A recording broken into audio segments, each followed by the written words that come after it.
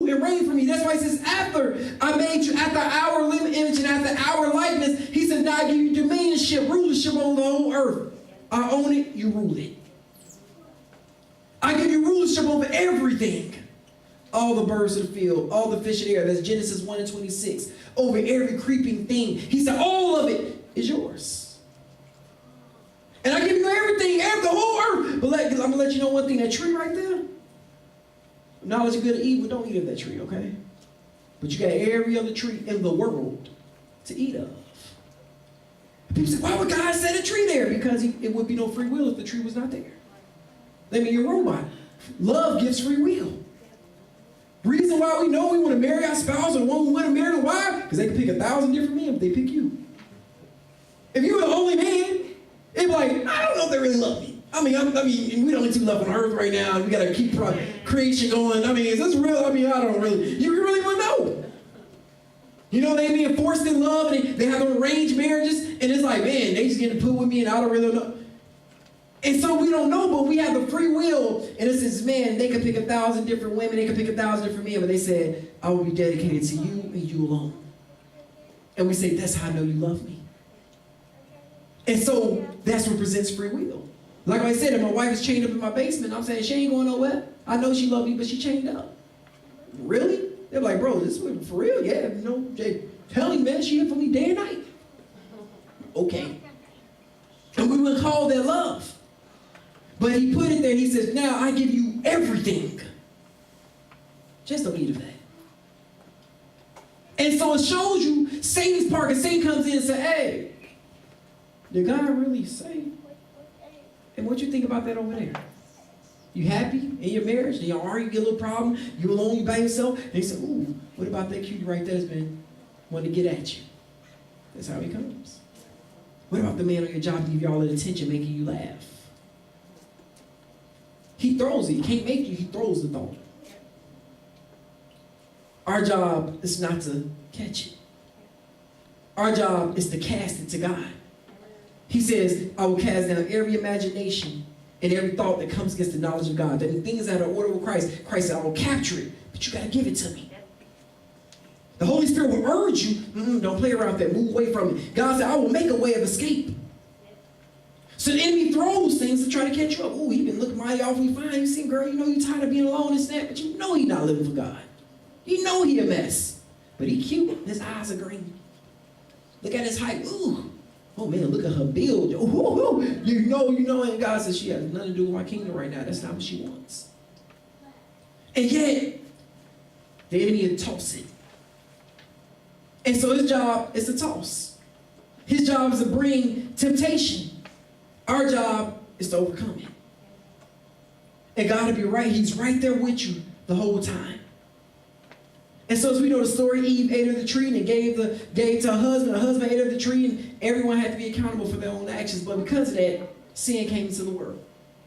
Jesus said, by one man, sin entered the whole world. And I love it because you notice God came to Adam first. He came to Adam first because he didn't love Adam. He said, you're in charge. You're in charge. You run this. So, Eve sinned first. Actually, the serpent brought the temptation first. Eve sinned first. God went straight to Adam. He said, Adam, where are you, man? Huh? Why did you eat of the tree? Because I left you in charge to rule this as my priest, as my king. So when it comes to us as men, he said, I left you in charge now to rule and run the house or run things the way I will run it. That's not only just kings, he said, but you're a priest. A priest, someone who carries the mantle of God. And as Revelation 1 and 6, I've made you kings and priests. How it worked in kingdoms is that the king and the priest are always separate. You have the king and the prophet, the king and the priest, but the king will never be the priest. And Christ says, I gave you both because the kingship is your rulership. And now it comes to us being a priest, and that's our headship. We understand how we live life now, and I show you, and I direct you, and I go in the way God says to go for me to understand life. So I give you both of those things now, and this is how you live life for me. So in order to be a priest, you got to understand the will of God, the words of God, and what he wants. See, the world is living for themselves, what everybody else say, we live for God. And so we say, well, my kingdom, it doesn't agree with that. Well, I don't agree. Okay, who are you? Well, I feel this and that. And that's what God says.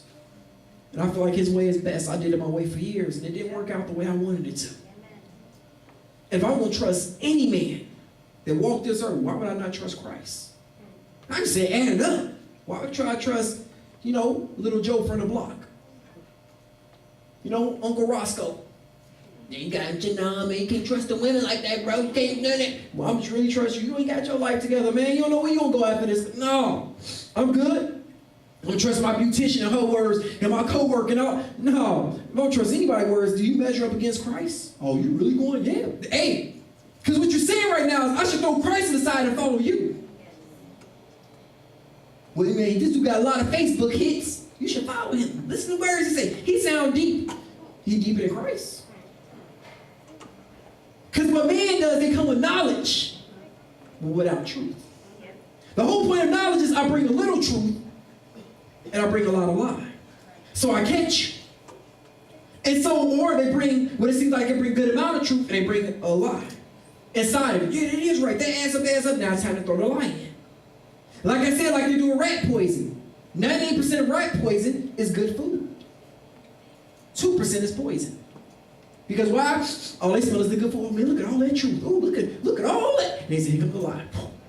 Like Satan did. Did God say you should surely die? Didn't he say that he would do this? And so he comes and he brings truth and he brings the lie inside of the truth to catch you. And so that's what God says, no, you got to be wise. You got to be wise, knowing my will. And also, if I don't know exactly the word and what scripture says, that's why I put my spirit inside, because my spirit will unction you to say, that's not right. Don't talk that way. Don't do that. Don't go that way. Don't hang. You don't need to talk like that. Put that down. Leave that alone. And you say, man, I don't know what is it. And he said, because my spirit is working in you to will and do of my good pleasure. Philippians 1:12-13.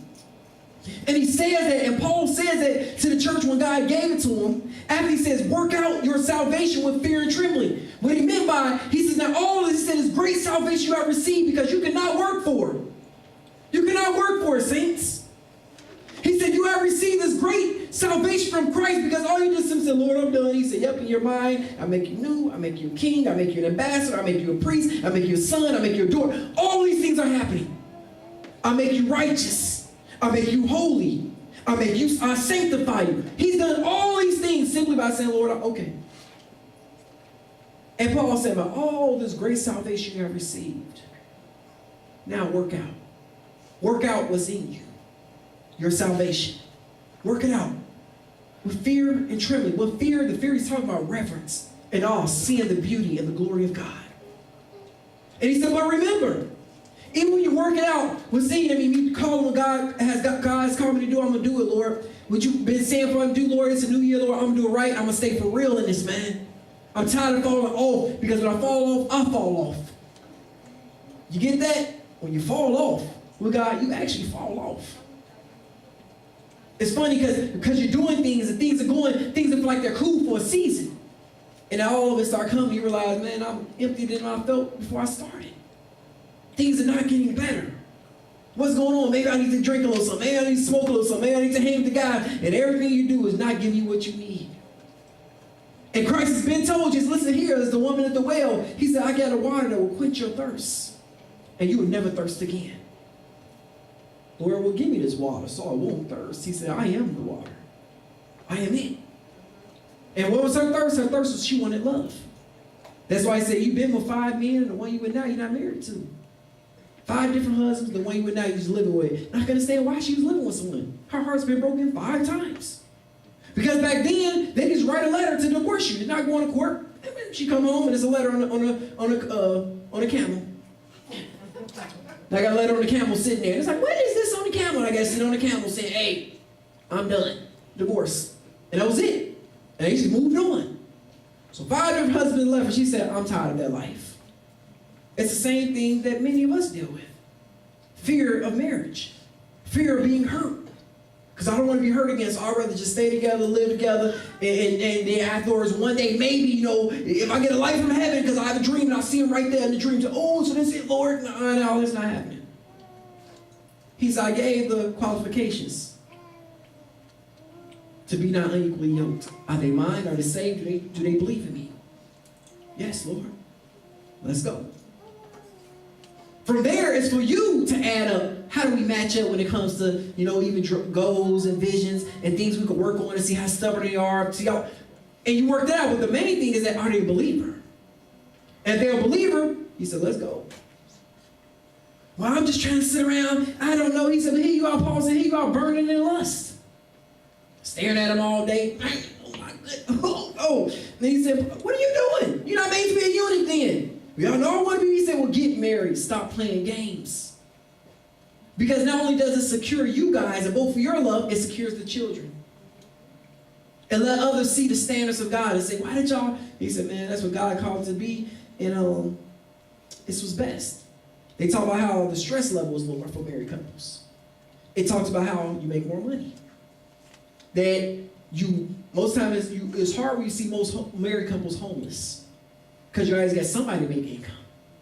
If the man or woman, not just lazy, don't want to work at all, but that's something you want to discover. Why are you trying to pursue? And so they're talking about, kids in here, the intimate life is better. Much better. And some don't get it. But, and those things happen because it's a security behind it now. It's a security behind what we're doing. It's security behind all those things. So he said, so God is like, no, I have a way. Trust my way. But Lord, what if this don't go right? What if that were right? That's the point of faith. I'm in control. I got you. But Lord, what if I don't exactly know how to be a husband or wife the right way? He said, I'm here to lead and guide you into all truth. Well, what if they hurt me? Well, I'm here to heal you. And now I'm here to teach you, because guess what? You are going to get hurt. If you think now you're hurt, then and you don't want to be hurt, don't get married. Because you will be hurt. And hurt a lot. You'll be bruised a lot. And so you got to say, he said, I'll be here to heal you, and I'll be here to teach you how to love them through your hurt. So I got to just I want you to keep treating them kind, even though they have hurt you. What? I never know. I ain't no punk. No, you. Because we say it to God. No, you're not a punk, but you're a son now. You're a daughter now. And love gives. Love is not selfish. Love is kind. Love is patient. Love does not think of itself, but it think of others. This is love. So it calls us to a higher level, because now Christ says, you love like I love. And so we start to sit and say, well, Lord, I'm going to do it your way. Your way is better. Your way is better, and my way is wrong. But to get in that place, we have to be in a place of humility. We have to be in a place of it being all about him and no longer about us. And I love it because we'll get to one verse today. You have it in Romans 13 and 8 through 14. And this actually deals with that. And you know what I love when the Lord takes it off, because he's truly speaking to you guys from what he's giving. Well, I have a whole sermon set up, about 6-7 pages, and I'm only on one verse because he's giving things saying, I need my people to hear this today. So it's truly coming saying, this is what you need to hear. That's why sometimes we're like, man, everything was talking about, a lot of stuff is hitting on this stuff I've been dealing with. The Lord said, yeah, because I know you, I know your thoughts, I know what you need, and now I use a pastor to speak faith to your spirit. And to let you know that I see you, and I know what you need. So you have Romans 13 and 8, it says, owe no man anything. We're talking about how to love. But to love one another. For he that loves another has fulfilled the law. He says, when you love each other the way I say to love, you fulfill what I call you to do. And I love how he goes through explain now. For because of this, you should not commit adultery. He said, when you love each other, and you truly love them, you'll do it my way. And you'll get married, and you won't cause the other person to commit adultery. And you won't commit it yourself because you love them so much and you don't want them ever at odds with what God has called them to do. He said, so Lord, because I love them and I love like you, I would never want them to fall in any way, and for me to be a stumbling block, for them not to walk in your truth and in your way. So because of that, because my love, I want them to be right with you in your eyes. Because remember, we're his, so he sanctifies, but I want them to walk in righteousness. And I want to walk in righteousness. So now it changes. So he says, because of this, when you love one another, you won't commit adultery. You won't cheat on your spouse. Because guess what? I commit adultery. I cause them to commit adultery. I hurt my own family. I tear my family apart. Nope. Because I love. He says, so when you hear people say things like, you know I love you, man, just wait. Jesus says, no, you don't. Because love doesn't do that. He says, because of you should not kill. He said, when you love one another, you won't kill one another. Not just murder, because we think of murder, gunshots, 300 movie, things like that. Remember, Jesus says you murder, you kill each other by the words you speak out of your mouth. If I speak words to destroy you, that's Jesus considers that murder. If I hate you, he says that's murder in the eyes of God. So when you love each other, I will not speak ill words to destroy you. I will not speak words to tear down who you are and as a person, all those things, because I love you. He said, this is my love. So see where we're moving from? We move from our mindset of love to his mindset. Our mindset is love. No, I still love him. Just I get upset sometimes. I got to say what I got to say. He said, you don't have my love. And my love is truly what's love. Yours is a false one. And we learn his love from his example. He says, so with love doesn't look to destroy or kill one another. He says, you should not steal. You won't take from others what is theirs. Remember, you guys, sometimes you have when somebody can, see, we always think just stealing, I rob you here, I rob you there. But personally, it could be plain and simple that something happens good with Brother Joe because I don't want him to get no shine. I'm going to talk about my stuff. Oh, it's cool. You went where? You went to Florida? Oh, man, that's cool, man. You really enjoyed it, man. Oh, man, I remember going to Brazil. Yeah, Brazil, but yeah, I went to Disney World out there. They just built it. Yeah, and it's still a thunder. Oh, you got married 2 years? Oh, we had 22 years. You still not married yet, girl, please. You know if you don't make it yet. First 6 years are hardest. Let's see if you make it. You look ways to steal thunder. And everything else, that new car nice, you got you a Ford? Oh, man, I had one of those, I had like 17. But I mean, hey, man, they're good cars, they're reliable. But I had to move her from the Ford now, I'm in a new Benz over there now, ain't no big deal, just car, we all God. But, I mean, I'm happy for you. We look for ways to steal and take away from one another instead of being there in a world what we call hate. You hate on each other. And he says, when you love one another, you won't hate on each other. And the worst part is, it's not just, we see from those who like us. No, most times the hate comes from people we felt that were close, that supposed to be close to us. Family, friends, co-workers, and they hate on each other. They live, you've been watching, they really haven't been doing their job like that. And they try to find ways to hate on them. And it's saying, and the Lord says, no, you don't steal from each other. Because why? Now, when you look to protect, and so it says, I don't kill them because now I look to get life. I won't steal from them because now I look to provide. I look to give things to them that they need, not take away from them. So instead, I see that they're going through it, so I want to give them something to build them up instead of like, yeah, they finally learned their lesson. Well, we can all learn our lesson from God. But instead, when we deserve death, he gave us himself. So now, they need life, so I'm going to speak life into them because this is what they need. They need help. And instead, there's always a person, I don't need no help. And I've been like this, I have that. And now they need help. And God says, you've been put in a place to provide that. No, they need to learn the lesson. Nope, I need them to learn my love. Forget about you. Move your little self out the way and do what I called you to do. And you do that, and then they got the nerve now to say thank you. And now you're really bothered. Well, I don't really need no charity, but I guess I appreciate it some. But it's like, really? That's how, but it's not about you. That's their struggle to be able because they got too much pride. Hey, I want to let you know I love you. Hope this bless you. All right? And you keep moving because it's not about you. And so it comes, and so he says afterwards that he said, you should not bear false witness. When you love each other, you will not lie on each other. You won't lie on each other. You won't say things to bring someone else down. He says, so instead, you don't bear false witness on them, you look to protect them. You look for ways when people are like, well, they did this because of this, and they act like that because it's like, well, maybe they act like that because they had a life like this, and they lost that, and they lost this. So maybe sometimes it's that, not because they actually have a problem with you like that. Because we can speculate to the worst of them. Well, she ain't talked to me because she feel like she better than everybody and everything else. Well, maybe she got a sore throat or something. Maybe they didn't talk because they just lost their uncle that they don't want to tell nobody about, or their cousin dealing with cancer, or their baby dealing with this, and they're thinking about that all the time, so they're not saying much today. But instead, when you make it about you can't hear God speak to you, what's really going on? And so, instead, he says, don't bear false witness. And matter of fact, Scripture says, if you're going to think good of one another. He says, you should not covet. He says, love does not covet. That means I want what you have. And that's where jealousy comes from, and envy and strife. He says, you should not covet. Covet is wanting something that's not yours. Taking something that's not yours. So I come in and I say, well, I want that, and so when I was living before I was living for God and all those things, and every young girl I went after, God said, you're coveting. Because it's not yours. It belongs to me, and yet you're taking something, taking possession of it. It's not yours. If you truly love them, you look to protect them.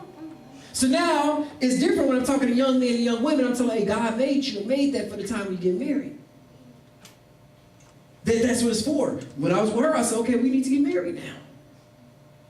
Because you don't belong to me until I get to the altar and I say it's before God, before the pastor, before my friends, before the family, and before her, and declare to the world, to death do us part. Exchanging the vows in front of God. Say, now, she's still mine first, but I'll let you have her. You can have him. Now y'all belong one to another. He said, because love doesn't covet. So he's teaching us now how to walk in perfection as saints, because we're learning, because when Paul is writing this, he's writing this also to the church. Hey man, listen, you don't covet. You don't do that. It doesn't belong to you. So it's God's at that point. So instead you want to honor what he has for you. So we say, okay, Lord. And this is what it means now. You start learning, okay, all right, Father. Yeah, you're right, okay. I'm learning. So he says, my children receive, and they receive even chastisement, I mean correction. Well, Lord, I'm scared. I'm this and that. And you take it to the Father. That's even what the fast is about. Things you're fearing about, things you know you need to do, but you're scared, and things you're worried about, and this and that. He said, and we're fasting, saying, Lord, help me learn how to trust you. We learned that one of the things that you learn is that, and I always use sports all the time. Some of y'all went to college, some of y'all did some other things. And if you don't step out, you have no way of ever trying to see if it can be accomplished. So it's a thing where in sports we're going to say that if you go to court afraid, you're going to be horrible. You're going to be pitiful. You're going to turn the ball over. You're going to come on court tripping. You're going to forget the plays. Matter of fact, you're like, just take me out, coach, because they're afraid. And so in the same way, I see people not go to college, not do things. I see people kill relationships, not get married. See all these different things going on and turn away from jobs they can potentially have because of fear. And so fear comes to destroy. And God says, step out on faith. Faith is when I can't see what's going to happen, but I trust you, Lord. Hebrews 11:1. Faith is the evidence of the substance of things hoped for, but the evidence of things not seen. Substance, something I want, Lord. I want to have a good family. I want to have a good home. I want to be able to have this type of career. I want to be able to do this. I want to be able to do it, but I can't see it right now. He said, you step out even though you can't see it, knowing that I'm in control and I have you. And if you put your trust in me and do it my way, I'm going to be there with you. Even if we don't do it his way, he's still there. But he's going to be there with you. He's going to be there to take care of you. And so he says, and if there be any other commandment, he said, listen, if there be any other thing, it is briefly summed up in this saying, love your neighbor, love those around you as yourself. You want the best for yourself. You want to take care of yourself. You want people not to hate you. You want people not to treat you bad. If you're down and out, you want somebody to be there for you. You don't want to be, you don't want to feel like that you're alone. He said, so you want to feel that, you like to be complimented. You like to be appreciated. He said, so these are the things you like for yourself, you do it for others. He said, everything can be summed up in there, because anybody that loves themselves will never hurt themselves. So that means, guess what? I'm supposed to do everything I can, never to hurt you. This is what Christ has called us to, and this is why you need his Spirit to do it. Because we can't do this in our own will. Human will can't do this. It's impossible. It goes against everything we are. If you hurt me, I hurt you. Not you hurt me, I love you. Not you treat me bad, I treat you right. Whatever, that's foolishness. That's the mindset of the world. He said when you're in a wicked mindset, the mindset of the world, the mindset of Satan, because that's what Jesus says, the mindset of Satan, that's how you live. Mindset of Christ calls you to a higher level. It says, no, you love those who don't even love you. You pray for those who even doing you wrong. So I got to pray for them even though they said this. Yeah, you pray for them. That's insane. Yeah, but it's my way. Because you can't see it because you see with carnal eyes. Spiritual eyes help you see to different levels. So yeah, they doing all that, but God still wants them. He still loves them. And I don't know why they're exactly doing it, but you don't pray for them. Because they need to be free too. Amen, saints? And so he says, love works no ill to his neighbor. Therefore, this is the fulfilling of the law. And then knowing the time that is now, it's high time to wake out of sleep. For now is our salvation nearer than when we first believed. He said, listen here, you got to wake out of sleep because every single day you live is closer to the return of Christ. Every single day you live is close to the day you're going to leave this earth. See, some people think, I don't know, it's exactly a sign that people try to debate. Now, maybe Israel not really the people because they try to find a way to push off the return of Christ because they love this world so much. But guess what? We can't push off. You're dying daily. Every day you get closer to death. There's no way around it. It's funny we try to throw it out there like it's not. There's no way around it. Every single day, then we don't know if we're going to make it to that day because whatever happens may happen. Car accident, stroke, aneurysm. I mean, just 1,000 things you go through. We don't know what it was. They just dropped dead. And so every day it's saying you're getting nearer to your time on this earth being over. You're here as grass for one season, you chop down the next generation. And life keeps moving. We know it. We hear on Facebook, see friends might die, and guess what? The next day you still going to work. Still eating dinner. Still going in, still going out. If you hooping, putting up shots. Still going shopping in the mall. You know somebody should die. Because life keeps moving. So why am I living for people when I go, they going to keep moving in life? So instead God said, live for me because when you leave here, you come to be with me. Or if you reject me, you're separated from me forever. But I died so you can get back because I want no man to perish. So I have done everything possible to get you back. And all you got to do is freely accept my gift. And now that you accepted my gift, Peter said, now how much more should we live for him? Knowing that this world would perish and everything else around us fails away. And me trying to build myself up again, the empire and do all these different things, man, whatever. That's why Jesus said, when he gave the scripture, it'll be today in today's terms. He said there was a man, and I'll give it in today's term, who was building his empire. He had money stored up in his bank over here. He had money in banks in Switzerland. He had this and he owned that. He owned several basketball teams. He had his own jets. He had his own island. He built up all this stuff. He built up all his empire and he was a boss. He said, what shall I do with all my riches? And God said, fool, your soul is required. He said, you fool, your soul is required. And he was dead. And then Solomon breaks it down. He said, then all the things you had are split up. And you don't know if your son or daughter is going to be fools with your stuff and lose it all together and it's gone. And you wasted your life. Scripture makes, it brings it right to, oh man. So summary, when everything else talking about build yourself up and everything around you, Christ says, no you don't. That stuff don't last. It falls apart. Every car we get, we got to keep it together, maintenance, all this stuff, because it's breaking down. Every house we get, we got to take care of it, because you see once they leave a building and nobody's there and we don't care how good the store looks, we got a lot of them in Gary, you see it starts condemning. Oh, on the sidewalks, grass is growing. The sidewalks start cracking. The buildings start falling apart. Bricks start falling because it's dying. He says, so you knowing and you see, because what the world say, I see all that death around me, but I'm going to keep walking over here on these roads that's dying too to act like I don't see the death and try to ignore everything around me. The Bible said, no, look at it. I want you to see it clearly so you don't get caught in mess that is dying. To understand this life is not meant forever. He said it comes and it's gone. It's as a vapor. Vapor, we go outside and we go cooking something, we see it go up, and it disappears. A vapor. He said life is as a vapor. You hear it, then you're gone. And Christ says, but guess what? That's not it. We're still eternal. We were made eternal beings, no matter what. Heaven and hell, you're made eternal. So because of that, he says your spirit continues to live on, and your soul, and guess what? Your body will come later, but your spirit and soul, absent from the body, present with the Lord, absent from the body, not present with the Lord, and you go to hell. So now he said, would you be in mind? He He said, we understand we don't get connected to things around us. Yes, we can still pursue things, take care of our family. We don't leave things back for our children, but the main thing we want to leave them is understanding the will of God. Seeing the love of Christ. Because, son, that's not going to be able to keep you. That's not going to hold you. That's why we see it over and over again. So many celebrities and all these politicians all doing these wicked things and people dropping dead and all this stuff happening. And we like, man, they're using cocaine, using drugs. Man, but they super rich. Why aren't they? Because it doesn't give them life. It doesn't give them life. And now all the stuff's coming out behind the scenes. All the stuff's happening in Hollywood and doing drugs and all these crazy things happening. And because they all have no life and they're trying to find it and being accepted by each other. It's just on a higher scale than what we're doing. Trying to find it. And Christ says, life is in me. I made you to be mine. And when you give your life to me, you become mine. And now I let you know who you are.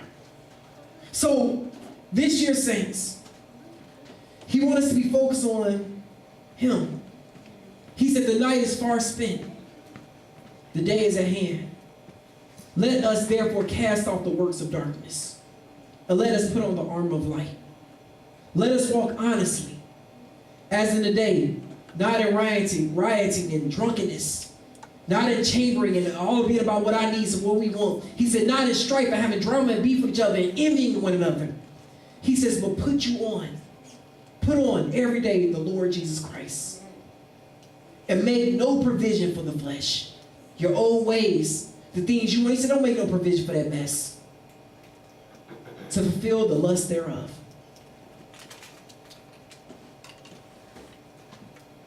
And it tells us in 1 Peter, I believe 3:16, it tells us to be holy for Christ is holy. And what it means, Christ, since he's holy, it says you've been made holy, so now I walk in what you are. So I love it because Scripture says you're made holy through Christ. He loves you. And now it's understanding. He said, now that you've been given all these things, you've been commissioned, now go do this. Go live as you are. Go be a light. You are holy. Walk in holiness. Whatever fear you're facing, whatever you know you need to do, go to God about it. Be straight up with him. He already knows what you're dealing with. We do it with our own children. We want them to come to us like, come on, just come. I just want them to come to me. I know what's going on. I know what they're doing. Do little things trying to nudge them.